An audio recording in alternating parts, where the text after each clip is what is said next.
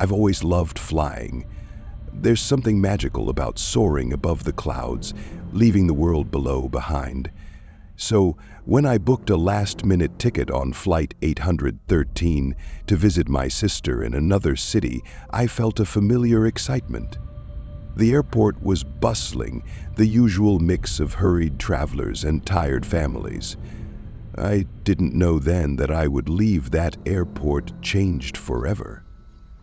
The boarding process was uneventful, and I found my seat by the window.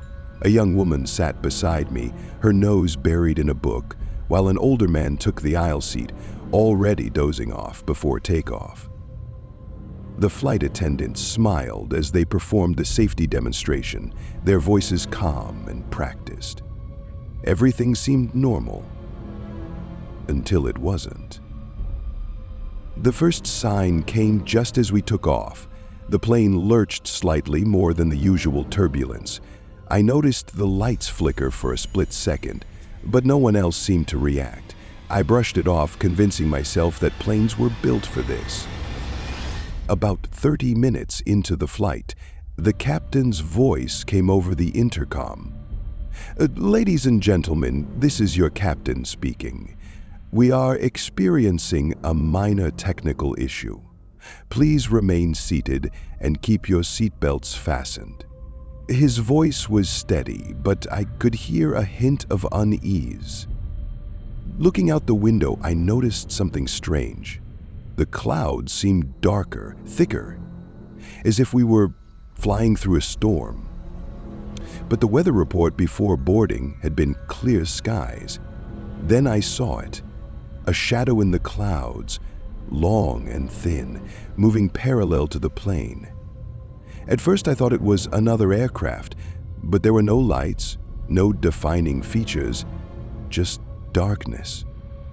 "Do you see that?" I whispered to the woman beside me. She glanced out the window and frowned. "Probably just a shadow from the plane," she said, but her voice wavered. The turbulence grew worse. Passengers began to murmur nervously, and the flight attendants hurried to their seats, their forced smiles gone. The older man across the aisle woke up, grumbling about the shaking, but then his eyes widened. He was staring past me, out the window. "It's following us," he muttered. "What's following us?" I asked, turning back to the window. The shadow was closer now, almost brushing against the wing. It didn't make sense. Shadows don't move like that. Suddenly, the plane jolted violently and the lights flickered again. This time, they didn't come back on. The cabin plunged into darkness, save for the eerie glow of the emergency lights. A collective gasp spread through the passengers. The captain's voice returned, more urgent now. "Ladies and gentlemen, please remain calm. We're encountering unusual turbulence and are attempting to reroute." Unusual turbulence? The plane was shaking as if some giant hand was gripping it, and then, through the dim light, I saw them, figures moving in the aisles. They weren't the flight attendants. These shapes were tall, unnaturally thin, and they seemed to glide rather than walk. The young woman beside me grabbed my arm. "Do you see them?" she whispered, her eyes wide with terror. "I do," I said, my voice barely audible. My heart was pounding so hard it felt like it would burst. The figures stopped at random rows, leaning down as if to inspect the passengers. One of them turned its head, or what I assumed was its head, toward us. It had no face, just a swirling void where features should have been. I felt cold, a deep, bone-chilling cold, as it began to approach. The older man across the aisle started mumbling prayers under his breath. "It's them," he said, "the ones who take the lost." "What are you talking about?" I demanded. "There's a story," he said, his voice shaking, "about flights that disappear. They say the sky has its own predators. beings that hunt those who stray too far or fly where they shouldn't. I thought it was just a tale. Before he could finish, the figure was upon him. It reached out and he froze, his eyes rolling back as if all the life had been drained from him. Then, in an instant, he was gone, just gone. The seat where he'd been sitting was empty. Panic erupted in the cabin.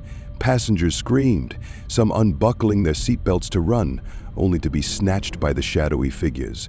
Others sobbed, clutching their loved ones as the plane continued to shake violently. I held on to the young woman's hand, both of us too terrified to move. "What do we do?"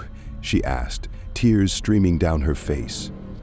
"I don't know," I admitted. But then an idea struck me. Maybe they're attracted to fear. If we stay calm, maybe they'll leave us alone. It was a desperate thought, but we tried. We closed our eyes, gripping each other's hands, and focused on our breathing. The chaos around us was deafening, but slowly it seemed to quiet down. When I dared to open my eyes, the figures were gone. The plane was still, the lights flickered back on, and the cabin was eerily silent.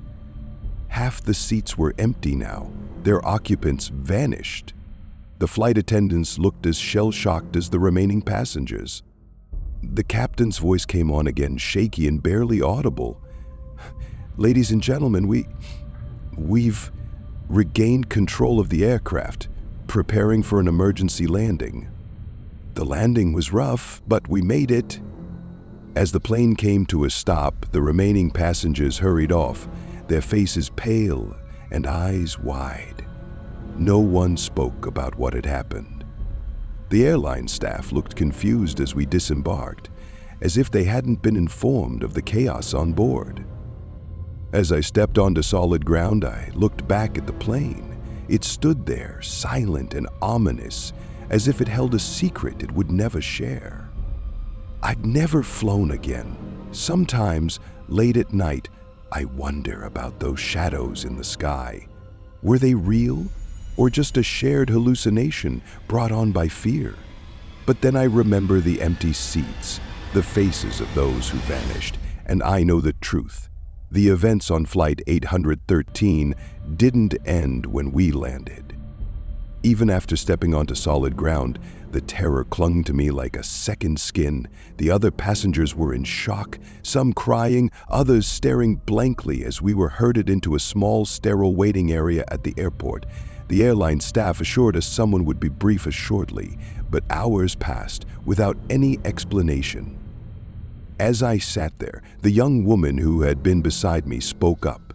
"Do you think they'll make us sign something?" Her voice was low, almost a whisper, but I could hear the tension in it. "Sign what?" I asked, though I already had an idea. "To keep quiet," she said. "You saw what happened. They can't let this go public." Her words unsettled me. She was right. Whatever had happened up there wasn't natural, and if the airline or the authorities knew about it, they'd want to bury it. Then something strange happened. A group of men in dark suits entered the room. They moved silently, scanning the room like predators. One of them, tall with sharp features, motioned for everyone's attention. "Ladies and gentlemen," he began, his voice cold and authoritative. "We understand you've been through a traumatic experience. We'll be conducting individual interviews to ensure your safety and well-being. Please cooperate fully." One by one, passengers were called into a small office at the far end of the room. When it was my turn, I felt a chill run down my spine. The man who had addressed us earlier was sitting behind a plain desk, his expression unreadable. "Tell me what you saw," he said, his tone flat. I hesitated. Should I tell the truth? The shadows, the figures, the disappearances. It all sounded insane. But when I tried to downplay it, saying it was just turbulence and panic, his eyes narrowed. "Don't lie," he said, leaning forward. "We know more than you think." That's when I realized this wasn't the first time. They knew about the shadows. They'd known all along. "What are they?" I finally asked, my voice trembling. "What happened up there?" He didn't answer. Instead, he handed me a piece of paper. It was a non-disclosure agreement. "Sign this," he said, "and forget about everything you saw."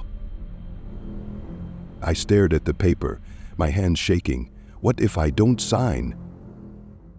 He smiled, but it wasn't friendly.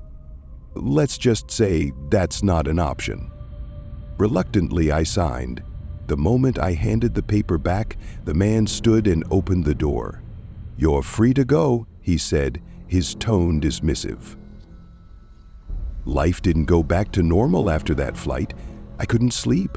Every time I closed my eyes, I saw those shadowy figures and heard the guttural growls. I stopped looking at the sky entirely, avoiding even a passing glance at clouds. The young woman, her name was Aisha, reached out to me a few days later. She'd found my contact info in the commotion after the flight. "We need to talk," she said when we met at a quiet cafe. Her hands were trembling as she pushed a folder across the table toward me. Inside were old newspaper clippings, faded and yellowed with age. They all told similar stories: planes disappearing, passengers vanishing mid-flight, and reports of strange shapes seen in the skies. "This has been happening for decades," she said. "Not just here, but all over the world. The flights always have something in common. They pass through isolated airspace, far from radar, and they always involve shadows." I flipped through the articles, my heart sinking. One headline caught my eye: "Flight 247 disappears over mountains, passengers never found." The date was from 1996. Another article mentioned survivors claiming to see creatures made of darkness before they were silenced by authorities. "This isn't just turbulence or bad luck," Aisha continued. "They're real, and they're hunting us." Weeks turned into months, and though I tried to move on, the nightmares never stopped.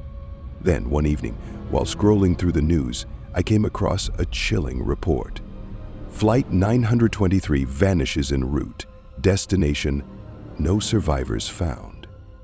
I froze. The route was the same as Flight 813's. The article mentioned no distress signal, no signs of wreckage, just another plane lost to the sky. I couldn't let it go. I contacted Aisha, and together we began digging deeper. We found retired pilots who spoke in hushed tones about the watchers of the sky, and meteorologists who claimed certain weather anomalies couldn't be explained. One man, a former air traffic controller, broke down crying when we asked him about a flight he'd monitored that vanished mid-air. "They're not storms," he said. "They're not weather, they're alive." Against our better judgment, Aisha and I decided to confront our fears. We booked another flight on the same route as Flight 813. It was reckless, but we needed answers. The day of the flight was tense. Every sound, every shadow in the airport felt ominous. When we boarded, I noticed how the plane seemed off. The lights flickered again during takeoff, and the passengers seemed unusually quiet.